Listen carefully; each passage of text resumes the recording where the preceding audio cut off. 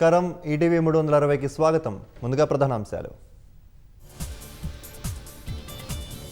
జార్ఖండ్లోని సింగ్భూమ్ జిల్లాలో ఎన్కౌంటర్, 10 మంది మావోయిస్టులు మృతి.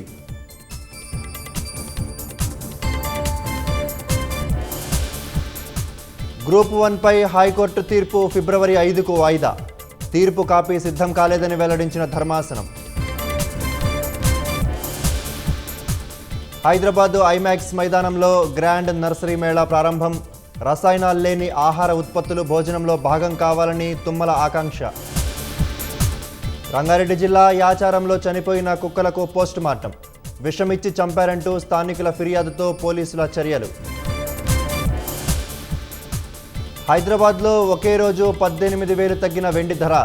3,12,000కు పడిపోయిన కిలో సిల్వర్.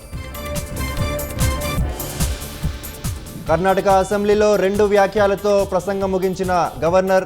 సిగ్గుచేటు అంటూ నినాదాలు చేసిన కాంగ్రెస్ ఎమ్మెల్యేలు.